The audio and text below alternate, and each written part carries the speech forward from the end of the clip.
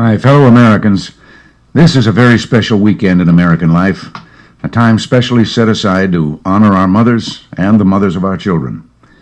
As we do, we acknowledge their role as the heart of our families and reinforce our families as the cornerstone of our society.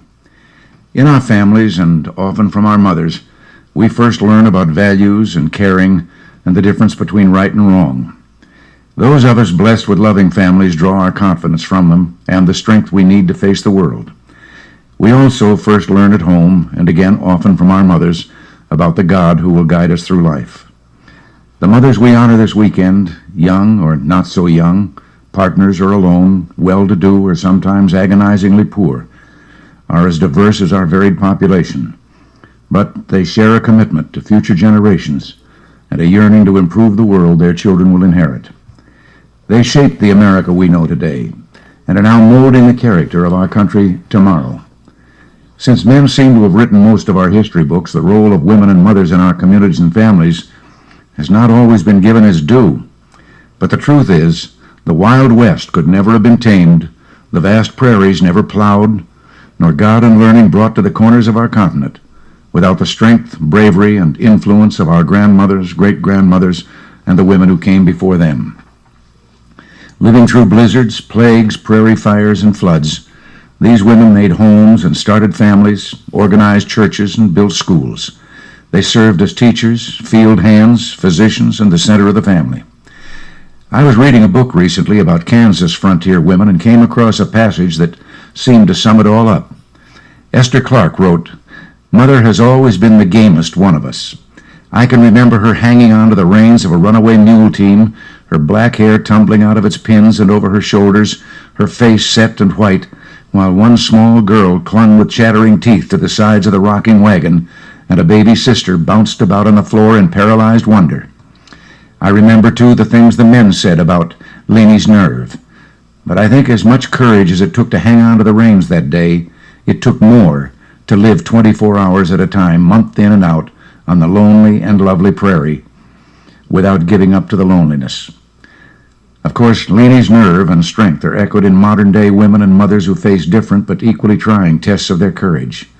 There are mothers like Rachel Rossow of Connecticut, for example, and Dorothy DeBolt of California, who, with their husbands, have adopted between them 25 handicapped boys and girls, in addition to their own children. I had a chance to visit with Rachel and her family last month, and I can tell you, I've never seen a happier group. I know the strains on them must be great, emotionally and financially, but not as great as the love they feel for each other. Of course, many millions of American mothers are quiet, everyday heroes, struggling to stretch budgets and too often maintaining their families alone. Many also contribute to society through full-time careers, and others are forced to work just to make ends meet. They're raising children in a fast-paced world where basic values are constantly questioned. Their monumental challenge is to bring their children into adulthood healthy and whole, nurturing their physical and emotional growth while avoiding the pitfalls of drug abuse and crime. The lives of American mothers today are far removed from the prairies, and yet they have a nobility about them too. Government should help, not hinder, parents in this task.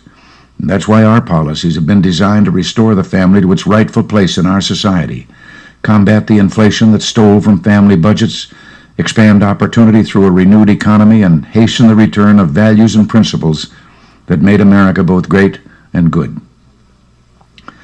On the economic front, I think we've made some solid progress in bringing relief to your financially strapped families. When we took office, inflation was at 12.4%, but it's only been 0.5% for the last 6 months. You can see a difference in the grocery shelves. A loaf of bread, for example, costs only 2 cents more now than it did in 1980. If we'd continued with the old rate of inflation, by now it would have cost 11 cents more. Milk is about 16 cents cheaper than it would have been, hamburger about 18 cents cheaper per pound, and the savings on a dozen eggs is as much as 50 cents. I don't have to tell the people who do the shopping how these savings add up. But for those of you who don't, we estimate that a family of 4 on a fixed income of $20,000 has $1,700 more in purchasing power this year than they would have had under the old inflation rate.